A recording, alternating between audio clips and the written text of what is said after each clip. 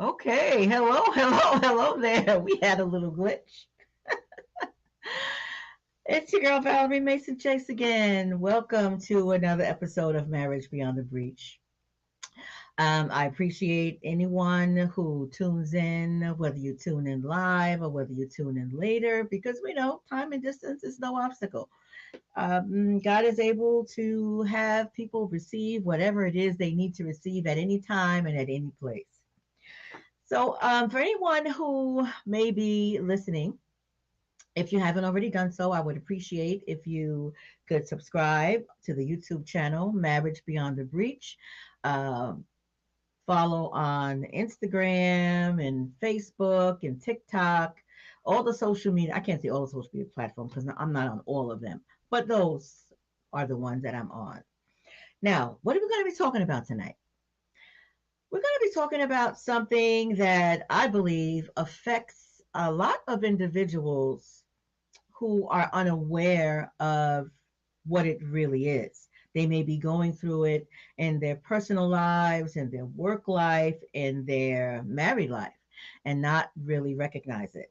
And we're going to be talking about something that is known as learned helplessness. I know that's a mouthful, but we're going to break it down for you. And as always, I have another phenomenal guest on with me tonight. She happens to be one of my colleagues over there at Mending Hearts Behavioral Health and Family Services over there in Florence, New Jersey. So I'm going to bring her on, Miss Lia Hannon. Hey, Leah. Hey, Valerie. Thank you for having me. I am so happy to have you back with us again. I know you've been here before, but Mhm. for those who may not be familiar with you, I'm going to read your bio. Okay. So this is how amazing Miss Lear is. This is how her bio starts off. Author Toni Gosh. Morrison suggested that we pay as much attention to nurturing sensibilities as to our ambition. This Mm, idea is what compels Leah each day. Leah was raised in Willingboro, New Jersey, and graduated from Willingboro Public Schools.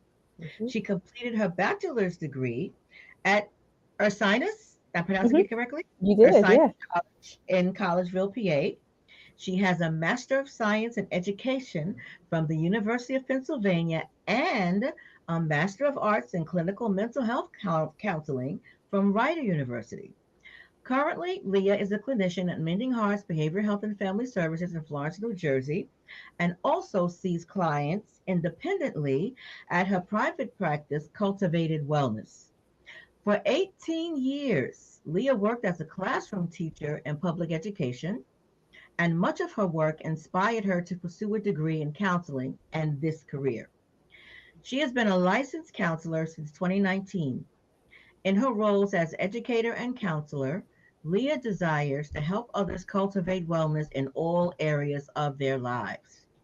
She enjoys working with women who are unlearning beliefs and habits that no longer serve them and supporting them as they become comfortable being fully themselves and taking up space in the world. It's a noble accomplishment. Outside of her professional life, Leah loves to spend time outdoors. She loves to travel, she loves to read, and most of all, to spend time with her family and friends. Leah has been a member of Alpha Kappa Alpha Sorority Incorporated since 2009, initiated into the Pi Mu Omega chapter in Willingboro, New Jersey. And I just want to add, since I was provided with this bio, there's been a new addition to Leah's household. Talk about it, Leah. Are you talking about my son? Yes. Yes, I have a toddler boy, and Mm, with all of that carries and is implied with toddler boys, he is quite active. So yes, I do have one. I love him. amazing. Yeah. Little boy. Yeah, that translates to a hen. Yes, and that's the teacher language there, right? That's the teacher language. Yes, he is absolutely. I call him And, affectionately my blender with no top. okay. Mm-hmm. So we're going to get right into it. So, as I said, we're talking about something known as learned helplessness. So, from a Mm-hmm. clinical perspective, Leah, how do you define learned helplessness, and what are the most common signs of someone that might be experiencing it?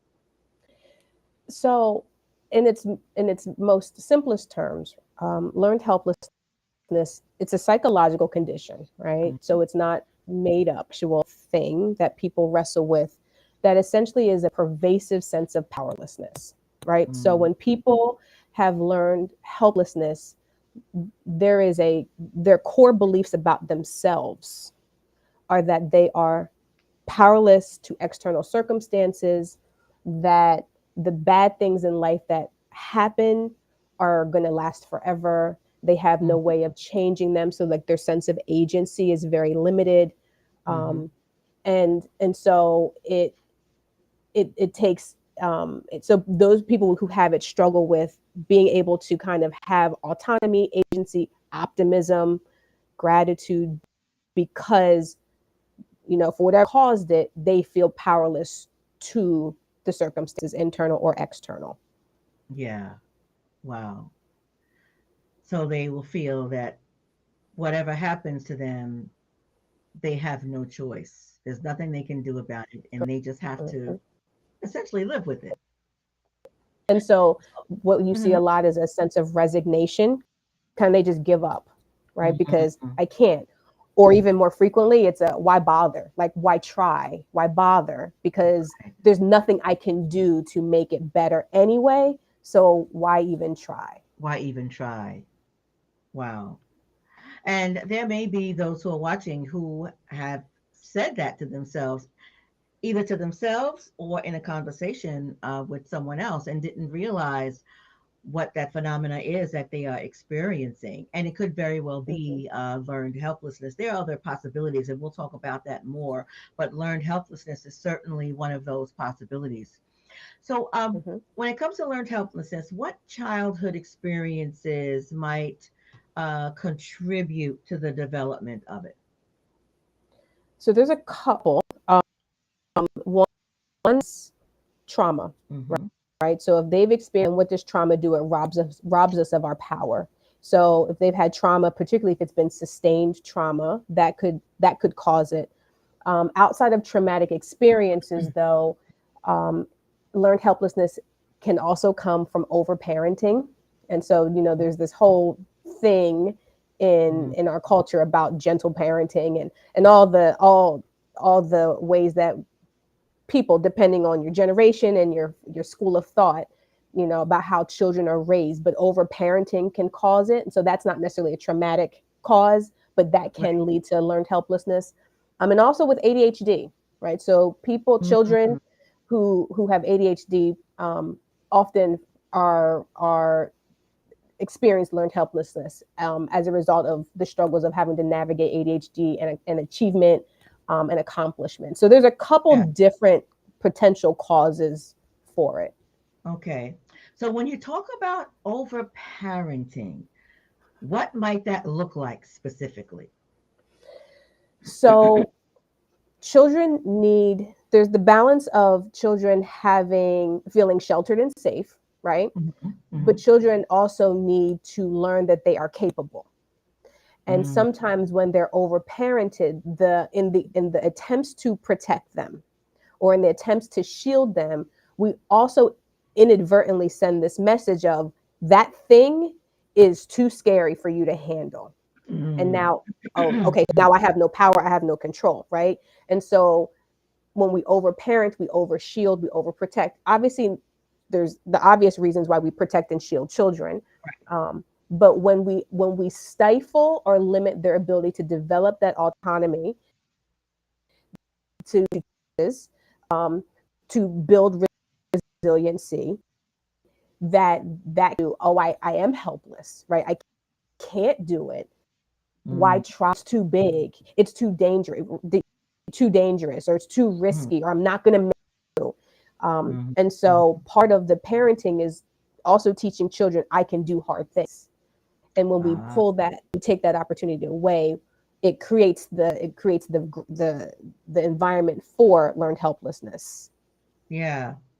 So then, um, something that would be helpful is sometimes, and maybe a lot of the times, allowing a child, age appropriately, of course, to figure Of things course. out for themselves. Mm-hmm. So, what do you think should be done here? Or how do you think you can handle this Mm-hmm. rather than just the parent jumping in and To doing it rescue. themselves for the child? That's what you mean, Well, yes? and even rescuing, right? So there's, when I was in the classroom, and the bulk of my career I taught high school, but sometimes it's let them skin their knees now, proverbially skin their knees now while there's a safety net. It's better to skin your knees and learn the lesson now at 14, 16 than 25, right? The Yes, yes. consequences are way different when you're 25 and 30. So let them learn the hard lesson and build that resiliency or difficult experiences, to say, oh, I can grow from this. I Mm-hmm. can learn from this, as opposed to just shielding, this is too much for them to handle, let intervene all the time. Mm. Okay. And, as parents, sometimes it's challenging for us to kind of to step back. But I have to 100%. say honestly, it was easier for me as a parent to do that than it is as a grandparent because grandma just wants to Hmm. just come in and rescue all the time. Woo It got woo, right? easy. Yeah, it got easier with each child though that I had. I think by that not that I think I know by the time I had my third child, Jonathan, I was kind of more inclined, I think, and he can chime in and speak to this or not, but my recollection is I Mm-hmm. was more inclined to let him explore and to try to figure things out than my firstborn, because my firstborn, we treat them like they're made of fine china Glass. and Exactly. sort of Mm-hmm. put them in bubble wrap, so to speak. So yeah, I get that. I see how constantly rescuing can lead to that in early years and even in teenage years Beyond. Yeah, and beyond. absolutely. Because when, Mm-hmm. when you were speaking, I'm thinking about those times when there might be someone who has run afoul of the law. And the mother said, "Oh, well, he's such a good boy." Well, maybe that's part of the problem. He's 26. He's not a boy anymore. And Mm-hmm. maybe there was some level of overparenting in that regard. And that might have led to that Right. occurrence, that running afoul of the law. I'm always fascinated when I Mm-hmm. hear someone say, he is a good boy or he was a good boy after having committed multiple crimes. Some crime, right? I mean, I think, in therapy we often talk about two things can be true at once, right? So, so one, to speak to your point, which is, you know, yes, he will always be your boy, but he is, or they are, they adult, right? And so I think there's the infantilization, keeping them mentally as these teeny tinies. Mm, But then there's the mhm. other piece of, he might be, she might be, they might be a great person, and they made a And bad decision, right? Like, we exactly. can hold both of those true. And I think if Yeah, we if we only focus on one side or the other, right, then it becomes unbalanced. Our yeah, interactions, our expectations. Yeah. yeah. That's very true. And two things can be true at the same time, as I say quite frequently in couples counseling. There you go. And There you speaking of go. speaking of couples counseling, Shoot, so multiple things. multiple things can be true there. In romantic relationships, what might learn helplessness typically look like or sound like? Mm. So in relationships, I think, all of the internal tends to show itself more externally, right? So Hmm. low motivation, Hmm. Hmm. um, low initiation of things. It could be difficulty problem solving. Yeah. It could be very passive behavior, right? Because I can't, and so, and I'm gonna let the other. Um, Yeah. and what I'd be, I you can speak to this probably better than I, is when if one person falls back into that passive I can't, low motivation, low initiation of tasks, of conversations, right? Mm-hmm. Then sometimes the other will then start over functioning, Yes. Yeah. and that is breeding ground for resentment, Mm-hmm. Absolutely. right? Yeah. Avoiding difficult Mm. conversations, right? Because it's too overwhelming. So I would imagine those are just a few of the ways it could show up in relationship, in general, Yeah. certainly in couples and romantic dynamics. Yeah. Yeah. And also sometimes not expressing a need because no matter what I say, it's not going to make a difference anyway. So why Yes. even bother tell my partner Yes. what my needs are? Mm-hmm. I do hear that frequently in couples counseling. There's that expectation of it's not going to make a difference. I'm not going to tell him. I'm not going to tell her what I need, or well, they ought Mm-hmm. to know already. Why should I say it? Um, Also, some things that so another way, from my experience, it might show up is the expectation that, well, I'm not going to say anything because if I say something, it's just going to be an argument. Or if I say something, they're just not going to listen.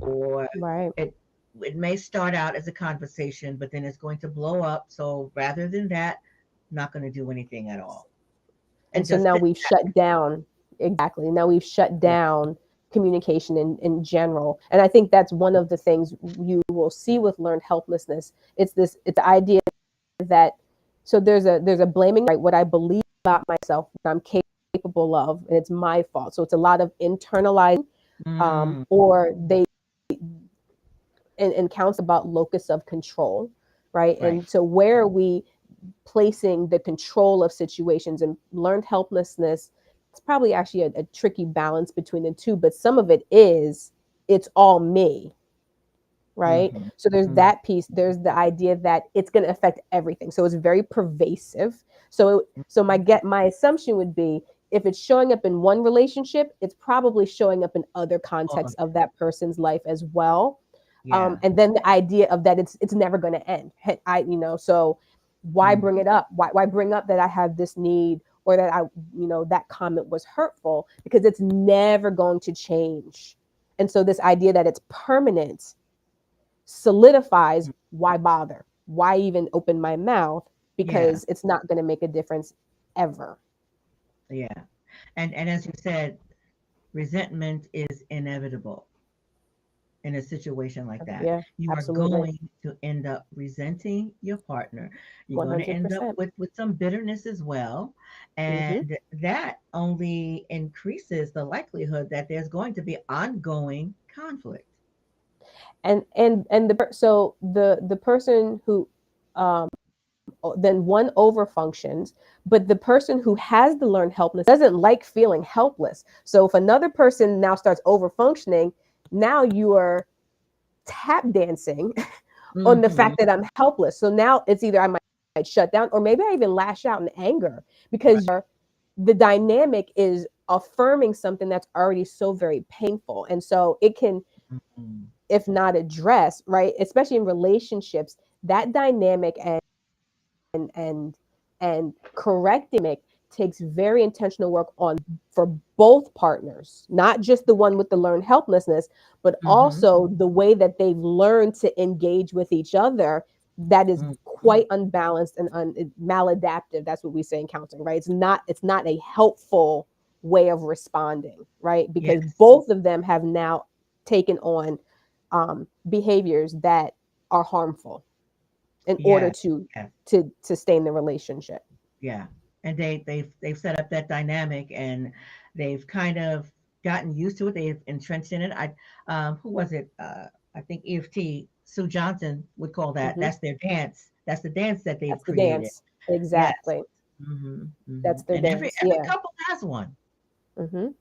We all Hmm. have a dance that we do in our relationships. Some Hmm. are healthier than others, and some are helpful. and some are absolutely destructive. Yeah, But when you have lived with it over a period of time, we tend to normalize even those maladaptive patterns that mm, we've created in our relationships, wouldn't you say? absolutely. And I do think it's important to distinguish between learned helplessness and weaponized incompetence, Mm. Mm-hmm. right? Yes. Learned helplessness is they truly, as a core belief about who they are, Mm-hmm. Mm-hmm. believe they are powerless, right? So, self efficacy, the belief that they can do a thing and do it somewhat well, right? They do Yeah. not have that. Weaponized incompetence, however, is manipulative, right? Mm-hmm. I'm going to give the pretense that I can't That I can't. so that I don't have to, right? So they're two very different things. They might look similar on the outside, but the Mm-hmm. motivators where it's the source of them are very different. Very And different. not that they can't ever overlap, but they start from different places. Mm-hmm. Mm-hmm. That's good. That's really good. That because that weaponized incompetence, I think a partner might not, the other partner might not pick up on that so well, Hmm. or they could exploit it. Right. It could go either way. Correct. Yes. So when you have someone who is, let's say, deeply entrenched in learned helplessness, and they've come for therapy, where would you start? I think the first thing I would do is acknowledge the fact that they came to therapy, because that means somewhere in there there's a hope for change, Mm-hmm. right? Mm-hmm. And I think so. So I think that would be a place where I would really kind of hone in on this idea of the possibility of things being different, the possibility of thinking differently about the self. Yeah. um, I would also spend a lot of time finding the things that are controllable, Right. because when we've experienced trauma, when we've experienced something that continually tells us that we have no choice and no agency, we don't think we have any control.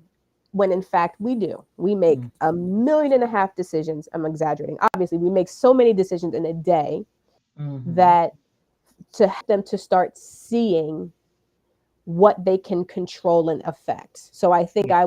I would focus on this, the idea of possibility, because possibility means there's some awareness there that Mm-hmm. mm, something could be different, or something about the way I'm thinking and feeling. I'm not sure if this is working for me. Right.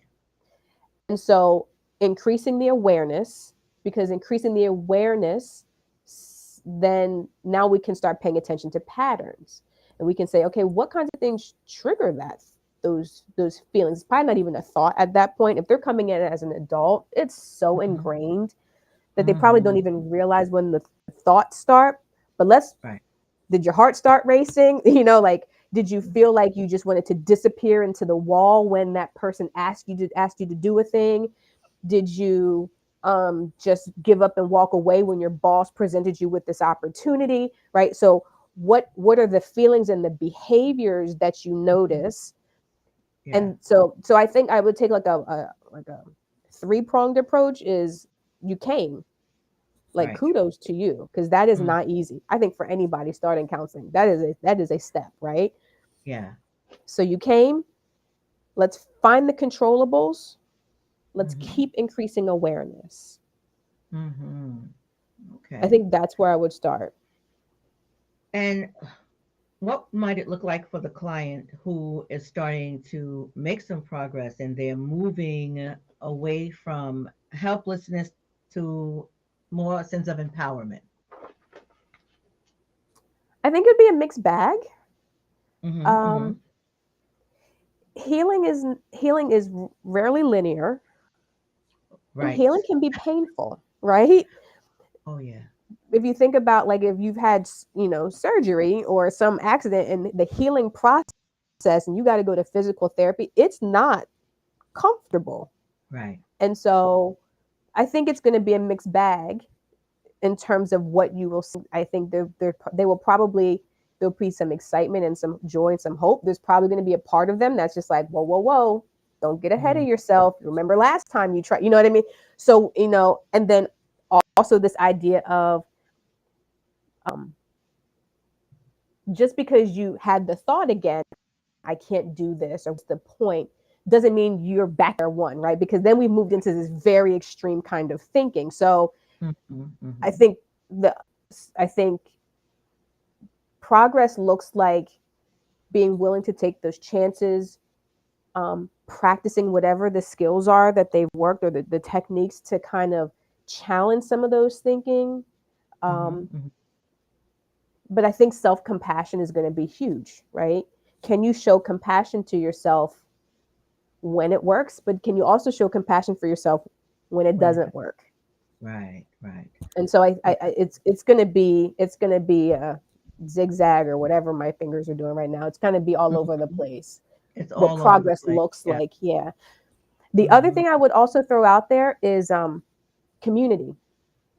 Mm, mhm. When we feel incapable on the outside, sometimes we can't see our progress. Right. So we are also surrounded by people who can either expose us to new ways of thinking or help us see the changes that they notice, right? Yeah. That I think that will also greatly, whatever progress is being made, because they're not relying just on themselves in that circular thinking. Now they Yeah. have some outside perspective. So I think having community is really important. Supportive community is really important, to, Yeah. as you, your behavior. And then there are, some ways that this behavior has benefited them, right? And so it's, now we gotta flip, even though there were benefits to staying this way, the drawbacks, the benefits of changing now outweigh the benefits of staying the same. If I'm making Right. sense, and I mean, okay, Yeah. That makes a whole lot of sense. And I'm glad that you added that caveat to community, a supportive community. And I hate to say this, but sometimes it's not the spouse. It's not a part of that community. sometimes, Sometimes the spouse is not a part of that community. So it's helpful to have others who can see the change and who can see the growth and will speak to it. Um, yeah, yeah, because we especially can't if, always be mhm, for ourselves, and sometimes our spouses can't see it either. exactly. Hmm. The other thing about healing that might make it, when we talk about supportive community, is that if the one of the origins, if the source or the origin of the learned helplessness came from trauma, prolonged trauma, early developmental stages, right? Childhood and adolescence. And Hmm. that, then now we're not just healing from that belief, we're also to start pulling back layers from whatever these Right. traumatic incidents were. Hmm. And then from the ADHD perspective, right? So maybe they didn't have any trauma, but they had ADHD that maybe went undiagnosed, which is Hmm. a lot of brown and black women are getting Hmm. diagnosed with ADHD, and later in their adulthood, is the word just, right? Oh, I just need to try harder. Oh, I just need to focus more. Oh, I just need, right? And so this idea of, I wasn't lazy. I Hmm. wasn't just slacking off. Like, I had a legitimate reason for Yeah. why I struggled that was never acknowledged or minimized or just missed, right? But we adapt these thoughts about ourselves. Oh, I'm just lazy. I'm just inconsistent. My teacher, Hmm. she just needs to focus more. She just needs to try a little harder. And so if Yeah. we have any of our caregivers, teachers, parents who told us, why can't you just? The minute we hear the word just, we've minimized it. Yeah. And That's really good. Yeah. Wow, that's really good. I have I thought I got a gazillion books, right? And one of Mhm. them on ADHD, and the title of it is So I'm Not Lazy, Stupid, or Crazy. Yep. Because sometimes individuals who have gone with undiagnosed ADHD, they have either been told that or Hmm. that's what they think about themselves. Hmm. Yeah, what you just said is really, really good. And I love that. Remove that word just, because when we say, oh, I'm just this, or it's just that, or you just need to do more. Yeah. Yeah, that's a Yep. lot. So whoever's listening, I hope you're picking up on that. And sometimes we need to listen just for little words or phrases like that, because it completely changes the conversation and can help you to see things differently. So if someone is speaking to you in that manner, then Yeah. perhaps this is not someone who has your best interests at heart. Hmm. Or can hold And that space for you. Yeah. right, right, Yeah. absolutely, that is so good. I like that. So is there any connection? And if so, can you speak to the intersection between learned helplessness as it relates to uh, anxiety or depression? Oh, I think they get knotted up real tightly. Um, Mm. you know, depression and anxiety can have their own. It could, it could just be a physiological, hormonal imbalance, chemical imbalance rather. Um, but someone who has learned helplessness, learned helplessness at the core Hmm. is more likely to struggle with both of those because the sense of self is low, the fear about the outside world and what they can control is Hmm. low. The fear is high. They have a low sense of control. Um, again, that word, the permanence of it, right? And so the belief that it's never going to end, right? So that can contribute both to anxiety and depression. So I think that I would be, I don't have the facts, I can't give you statistics, but I Hmm. would be, um, I would put money on the fact that if somebody has learned helplessness as a core belief of themselves, that they also then wrestle with depression and anxiety in Anxiety. some way, shape, or form, Yeah, or both. or both. Mm. Exactly. Yeah. Yeah, yeah, Yeah. because that is because that the core belief itself can be traumatizing to think Exactly. that way about oneself, and could absolutely lead to depression. Hmm. Yeah. Absolutely. Hmm. Hmm. Okay. Yeah. I think so. That's the work, when somebody says, like, I'm ready to go to counseling, I'm ready to do therapy, is Hmm. yes, there's the external, learned helplessness. And there's some very practical steps, right? Finding the controllables, having a supportive community, learning some skills to challenge the thoughts. That is this actually true, right? But then Hmm. I think to, like, not that that's surface level, but I also think there is would have to be work to kind of to find what the root of it The all root. Yes. is. And so Yes. I would probably tell someone that Hmm. this is long-term work, right? You're not going to be Mm. in and out in 10 sessions, Right. right? To help them and set appropriate expectations, because Yeah. yes, there's the external behaviors or how it presents, low motivation, whatever, but there's then it's the, well, what caused it? When Exactly. did it develop? And Yeah. if it developed when you were young, then you've now had decades of this Hmm. belief showing up across both contexts and ages of your life. Yeah, yeah. And I think it's really, really, really important to have that conversation initially within the first couple of sessions.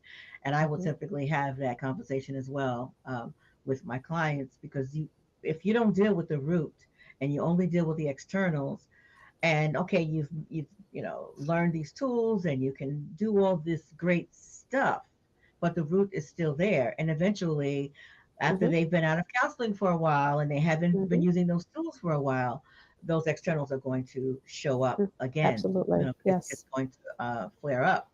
And I do tell my clients that it's not going to be easy. It has a potential to be painful. Mm-hmm. It's going to be uncomfortable. But if you really want to get to where you say you want to be, it's necessary, Mm-hmm. I especially when I'm dealing with couples. Yeah, yes. It's Yeah. I use medical. I think people understand and connect with medical healing of the body, Mm-hmm. because it's very concrete. So I use a lot of, like, if the learned helplessness is really like on the surface, what we can't just do is put a band-aid. We can't put a band-aid on a stab wound. You know what I mean? Or like, or if it's an abscess, right? We got to clean out the Mm-hmm. infection, Mm-hmm. so that there's full healing, as opposed to it just looks pretty on the surface. And Right. so Right. I think that's kind of what you're speaking to, Mm-hmm. is that it is worth it in the long run. Um, It is. and because two things can be true at once, it might not be comfortable. And just because it's uncomfortable doesn't mean it's wrong or bad. Right. You may experience Absolutely. discomfort as you Yes. as you heal. Same way with physical therapy. Just because it's sore doesn't mean it's wrong. You've actually strengthened the muscle or whatever you go to physical Right. therapy for, right? It's not comfortable, but it actually is benefiting you. Mm-hmm. Um, it's the equivalent of eating your Yeah. vegetables. Do we like eating the vegetables? No. Do they help our bodies though? Yes. Yeah. Absolutely. Yeah. That's good because just because it's hard doesn't mean that it's not helping or that it hurts or that it's uncomfortable. Hmm. And a lot of times in the counseling room, there is some level of discomfort Hmm. that will occur, and that's okay And because that's yes. growth isn't all. Listen, you think what do they say about growing? They call it growing Growing pains. They pains. don't call it growing pains for nothing. Okay, Exactly. so growth, there is going to be sometimes a certain level of discomfort that Hmm. as adults we it's helpful for us to learn to live with that and Hmm. to adapt to it on some level. Yeah. Yeah. Yep. And I think also, Leah, there might need to be a good bit of psychoeducation for the client themselves and if they're married for their partner as you're going through this process. What are your thoughts Hmm. on that?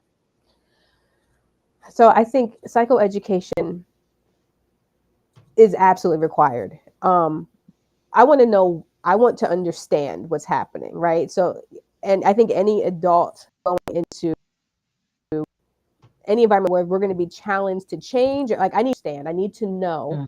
And so I Mm-hmm. think, um, giving that foundational information, or just for information along the way, is going to be critical, so that they also have a sense of what's going on. Yeah.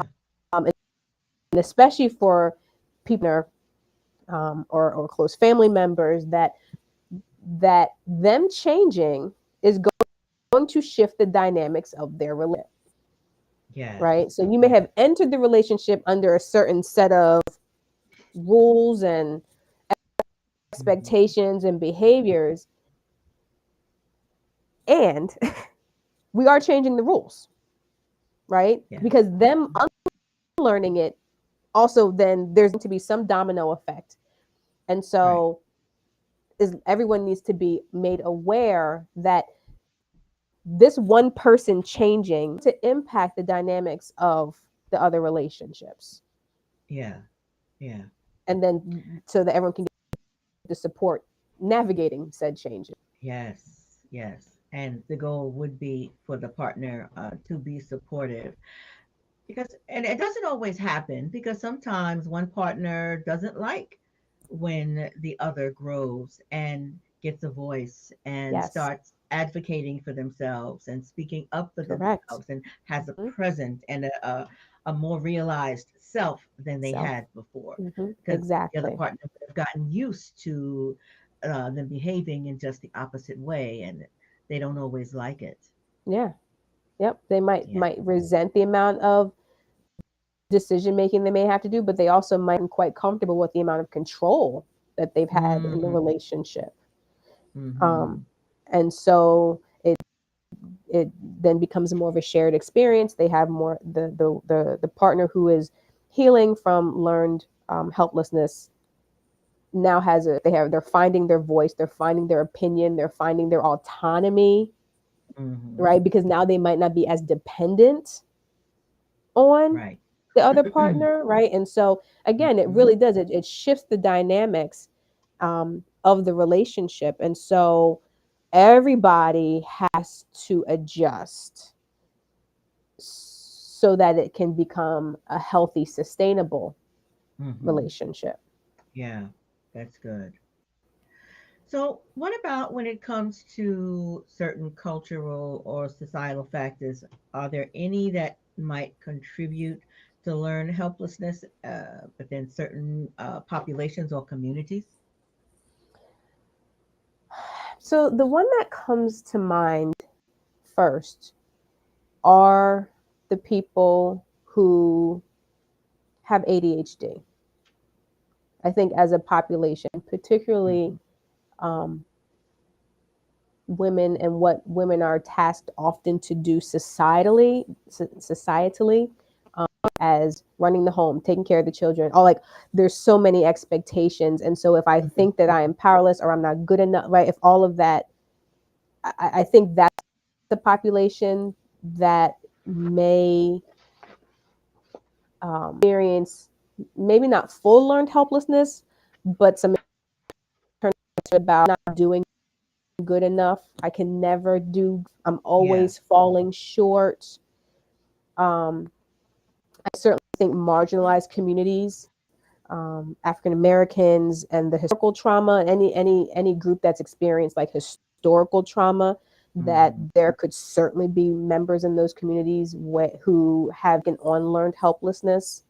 Yeah. Um, especially and then it could be exacerbated by if we have caregivers who are anxious and scared of the outside world, then they pass that fear on to the next generation and kind of just perpetuates. Um, and so I think those are a couple. Those are the first two that come to mind um, in terms of who might experience it. The other thing that comes to mind, if in the States, is we're a capitalistic society. An expectation that we should go, go, go, do, and right, achieve, achieve, achieve, Yeah. or you're a failure, right? So we Hmm. have a very dichotomous black and white orientation to what success looks like. And so Hmm. if we don't fall into category success, then I think our culture probably in some overt and subtle ways perpetuate like why even try, right? Like I can do all the things and still not get ahead, still not whatever. Right. So I think there are some cultural things in the States specifically. I certainly think people who have dealt with undiagnosed mental health Hmm. conditions like ADHD, especially if it's undiagnosed, but not just the undiagnosed population or the late diagnosed population, and then anyone who's been marginalized, traumatized, um, Hmm. um, because there's many groups who have Yeah. A lot of groups will fall into those a lot categories. of groups. Yes, Yeah. I don't know. What are your Unfortunately. thoughts? Anybody comes to mind for you? Just the groups that you named, certainly ADHD, those who have been traumatized. Yeah, definitely. Yeah. I think they are, and I'm going to say we, because, as a Black woman in America, I fall into those categories. So we Mm, um, are at risk. I'll put it that way. We are at I like risk. that It doesn't phrasing. mean Yes. that it absolutely will happen and we absolutely will experience it, but we are at risk for it developing and showing Hmm. up in our lives and in our relationships. Yeah. Yep. Mhm. Actually, when you said that, so you and I share the identities of being black, being women. I actually think about black men specifically in their ability to establish themselves professionally, Mhm. and why bother? Right. Why even, right? Because I'm not going to be able to succeed in the way that he deems um, acceptable in a lot of ways, or I'm going to hit a Mhm. glass ceiling, or I'm not going to be afforded the opportunity. So, here we go with why try in school, because everybody in my family, so this is not limited to Black Right. men, but, I think, yeah, anyone who's experienced racialized trauma, economic trauma, um, Mhm. I think are at risk Yeah. for having some of these about themselves. Yeah. Absolutely. Yeah, because it's hard to conceive of it if you've never seen it, and you've Mm-hmm. only grown up around a certain thing. You can't imagine yourself not being And, that as well. And so, why bother? My granddaddy did this, my mm-hmm. daddy did that, and so I'm probably going to be the same way. My family can't afford to send me to school, Mm-hmm. so what else am I going to do? And I think, something, as I'm thinking about that, that could be a factor. And not saying that I approve of it, but that could be a factor in why some young men in certain areas resort to some of the criminal activities that they do, Mm-hmm. involving the street drugs and that sort of thing, because that's the only thing that they can possibly see themselves doing or being. They can't imagine anything else, and they don't think Yeah. that they are capable of doing anything else. You know. So I think when we talk about, I think earlier this evening you asked, might it look like, right? Mm-hmm. And so certainly it could look like this very like give up, but I would imagine it could also look like shutdown. Mm-hmm. I could anger and frustration. So Mm-hmm. even how we conceptualize how it looks, depending on the person, the population, the life experience, that it Yeah. may not just like, oh, I can't. It might look like anger. It might Right. look like lashing out. You know what I mean? People Mm-hmm. express it differently. Mm-hmm. And so, Mm-hmm. I mean, I think about how men are socialized. Men may be more likely to present learned helplessness using anger and And frustration, aggression. whereas Yeah. women, because of how they're socialized, more passive with withdrawal. I don't want to draw like hard lines because obviously people are unique and different. Right. But in Right. terms of how we're socialized, um, I'd be curious about that. Again, I don't have any hard facts, but I would be curious. Something I would actually like to look Yeah. into more. But that makes Yeah. sense. Yeah. Because for the most part, we are socialized very differently. Hmm. So, yeah, I could see that absolutely happening. So, let's say someone is listening tonight and they either see themselves or they see a partner. Um, what first step do you recommend for them taking towards reclaiming their power? Well, is it for them or someone? Because I think those might be two very different. Yes. Let's say they see themselves, for the person who sees themselves, and then speak to if they see See it either in their their. partner or someone they love. Yeah. Hmm. I think if they see this in themselves and it sparks some curiosity, that's to go with the curiosity. Because in Mhm. counseling, that's what we do, right? It's rather than to a place of judgment and shame. It's, can we be curious about this? Just kind of, Right. can we kind of ask some questions? Can we be curious as opposed to shaming, right? And so if Hmm. you're hearing this and it resonates, is to lean into the curiosity. Um, Ask people. Um, if you want, if this is me and I need to start now, one way is to start a gratitude journal. I know it Hmm. might sound disconnected, but gratitude really helps shift that pessimistic lens. Yeah. It rewires it rewires the circuits of, this is not going to work, to some things did go well, right? Or and it, I tried this dish and I cooked it and people liked it, right? It starts the rewiring process, but Mm-hmm. certainly Mm-hmm. lean into the curiosity. If you have someone in your life and you're saying, oh, this sounds like X, Y, and Z, um, there's a lot of gentleness that needs to be taken and held Yeah. because they already feel awfully about themselves. So what we Mm-hmm. don't want to do is go, oh, here's what's wrong with you, right? Like Right. Right. that's just going to Make it try and worse. exacerbate, right? Yeah. So there's a lot of gentleness you modeling your own gratitude. Um, Mm-hmm. Mm-hmm. but I think that opening the space for some conversations is very soft, gentle work. And I know a lot of times when we're in close relationship with people who wrestle with learned helplessness, we get so frustrated, Mm-hmm. we get so angry Mm-hmm. because you're tired, right? Like this, it's not learned helplessness is not beneficial in any capacity to a healthy relationship. It's not. Right. And so it's recognizing your own feelings. Yep, like I'm at my limit, right? I'm tired of making all the decisions, or I'm tired of that negative perspective all the time. You're so negative, right? Like so Mm-hmm. it's Mm-hmm. so if you see it in somebody else, it's also the time to explore how you're dealing with it, because it can be very heavy to Yeah. be in close relationship with someone who struggles with this, right? So you Mm-hmm. might get some support for yourself Yeah. because Especially if they are not inclined to get help, right, you would exactly, definitely need help for yourself to learn how to navigate 100%, that relationship. yes. Hmm.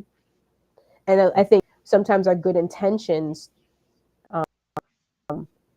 can sound like, I'm ready for you to change, but that we can't make somebody ready to change, right? But like I was ready 3 months ago, Mm-hmm. but we can't make someone be ready. And so then we begin that delicate work of maybe having some conversations, but also being more aware of your own self, because heavy to carry that it does impact the relationship. And so doing your own work on how am I navigating this? How do I benefit? How do I struggle because of it? How do Mm-hmm. I communicate this? How do I take care of myself in the midst of this? Right? There's so much that gets kind of wrapped up in it. So if you're thinking of somebody as you listen to this, I'd say also be curious about yourself, not Right. just, Not just, hey, listen to this because this might be you. Yeah. yeah, yeah. I know I have some couples who engage in what I call the war of the reels. They'll send to each other reels, Yes. each one sending the other a reel or a short or something along those lines, or a podcast or something that speaks to their particular position and Hmm. targeted at the other partner. Hmm. Um, Hmm. so, don't do that. Don't do that. Don't do that. Hmm. Have a conversation, and if you're not sure, get help in how to start the The conversation. conversation. Because a lot Yes. of times that's what we do in counseling. We help someone with a script for dialogue to have a conversation with their partner or their Yeah. mom, their dad, or their son, or someone else. So there are ways Hmm. to get help in starting the conversation. But I caution against bombarding them with social media thingies, Yeah. reels and shorts and, Hmm. and that Oh my sort of thing. gosh. Yeah. Yeah. Yeah.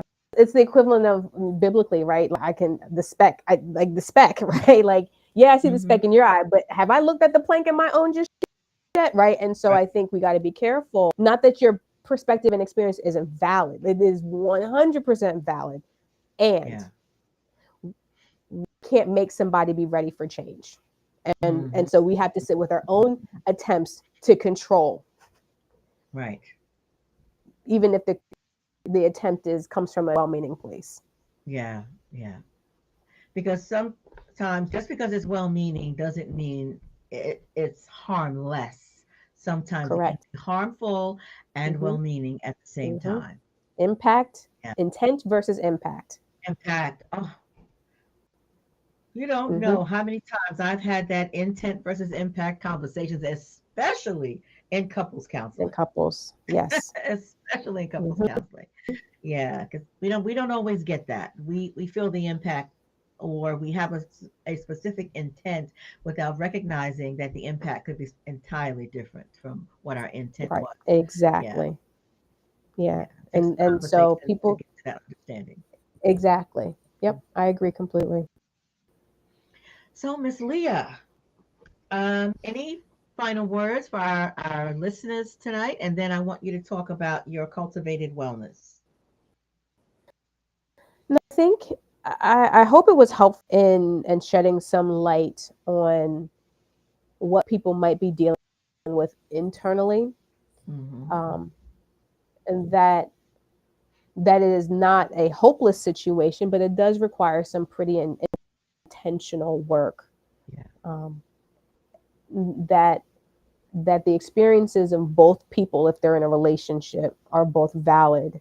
Mm-hmm. Um, that we all come from experiences that may reinforce beliefs about ourselves being capable and competent, or which I don't think we actually spoke on. We come from experiences that say there are no excuses, and so showing Mm-hmm. compassion, Mm-hmm. um, able to hold compassion for ourselves or hold compassion for somebody who is experiencing this. Again, that's the work that maybe the other person has to do, right? Because it wasn't an option for me. I had to get it done. I had to do it. Life don't stop, right?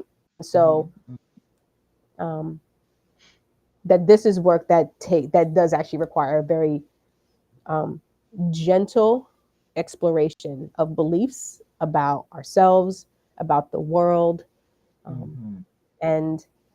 and so I hope if somebody hears it and is just like, oh my gosh, that that's probably where it would start. Is how do we start holding some compassion both for ourselves and for those in our lives? Okay. Okay. And I do want you to talk about cultivated wellness, but I also to I want you to share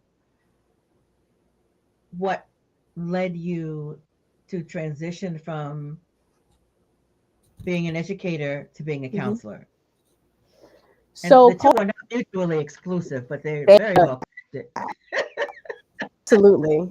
For the first cultivated wellness, so I will say, so that's my Instagram handle.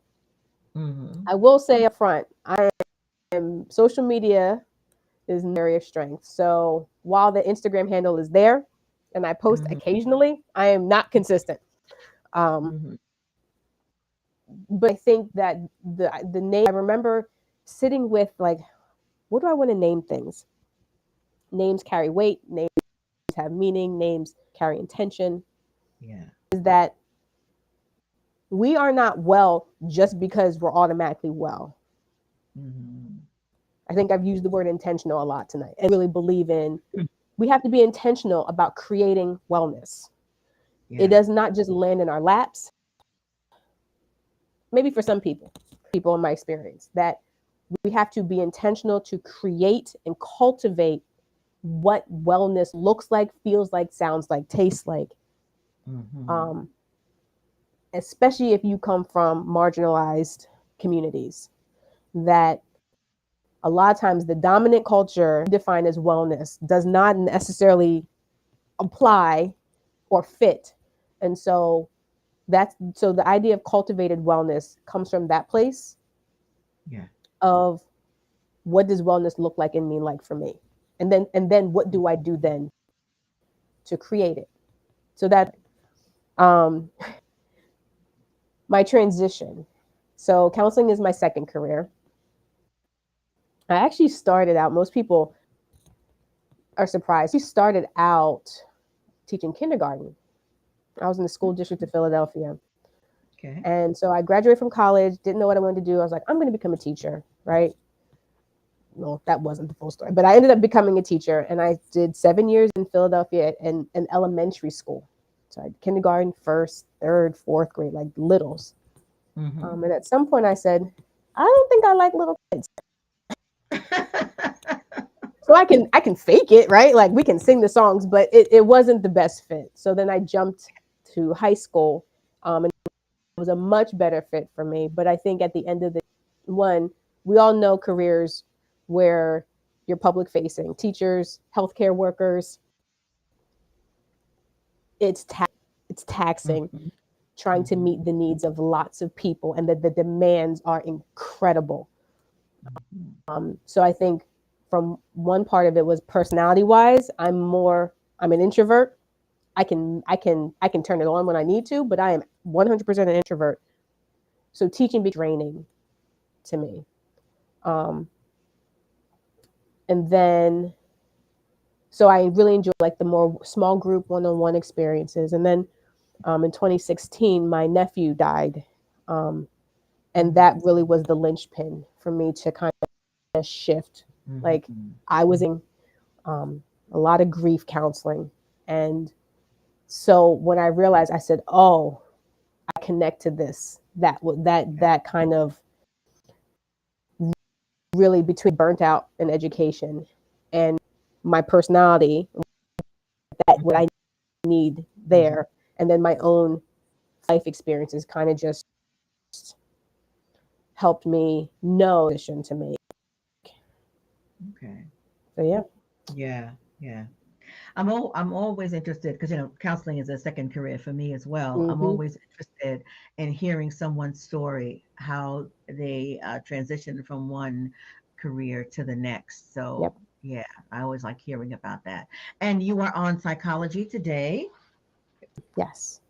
Yes, You Leah can is find me licensed there. in the state of New Jersey. So for those who are seeking counseling in Jersey, I don't know if you're taking new clients. I don't want to say anything if you're not taking I new have clients, right? limited openings right now. So yes, I am taking new clients, but it Mhm. is it is limited right now. But Yeah. that changes. So you can Mm-hmm. find Lia Hannon on Psychology Today if you are in need of counseling and you live in the state of New Jersey. Mm-hmm. Look her up on Psychology Today. So, Leah, I want to thank you so, so much for Thank you being for here. having me. It's a pleasure as always. Now, I you did got to it. come back. So, I'll Thank you be for reaching having out to me. you. I will be reaching out to you again. And so for next Sunday, we will not be here because it's the Thanksgiving weekend. And I just want to say that I pray that everyone will have someone to spend the Thanksgiving holiday with. And if you are alone, it is by choice and not because of happenstance. Um, you know, because it could be overwhelming sometimes when an individual doesn't have that connection or have those connections and they see it all around. It's already started on the commercials, and you see the family and the love and all this. For those who are not experiencing that, this could be a very, very difficult time of the year, especially if you've experienced recent losses. Yeah. And it doesn't mean a loss by death. It could be a loss of a job. It could be the loss of a friendship. Could be the loss of your home. Could be the loss of your financial resources, whatever that might be. So I just want to encourage you um, and let you know you don't have to go through it alone because help is available. Mending Hearts, Behavioral Health and Family Services. You could look up Miss Lia Hannon on Mm-hmm. Psychology Today. And I just pray that those of us who do have those connections, if we know someone who doesn't, please reach out to them. Please reach out to them so that no one has to sit by themselves and weep and mourn the fact that they don't have a family to surround them. Thank you, Dr. Danita. So that's our boss, Dr. Danita. So good job, Hey, ladies. lady. Thank you, Dr. Danita. I appreciate you. I love you so much. So, anywho, we won't be here next Sunday. In 2 weeks, we'll be back. And I'm probably going to get in trouble for this one. This one is entitled "The Feminization of Black Men." Oh So snap! Are you about to? Are you? Yeah. I'm probably gonna get in a little bit of trouble for that one, but I do want to have the conversation because there's a lot of chatter in social media about it. And is it really a thing, or is it just something that's being pushed out there and it's not really real? I think it's a Whew. conversation that's that we can have. Pray for your girl, Yeah. Leah. Pray for me. It's gonna be Woo. a rough. Your comment It's section is about to be on. so okay. Dr. Danita, thank you. My son John was here. Anyone who was here, I appreciate you. Again, if you haven't already done so, please subscribe to our YouTube channel, Marriage Beyond the Breach. And I'll see you guys in 2 weeks and have a wonderful, wonderful Thanksgiving holiday. Eat a lot and love a lot.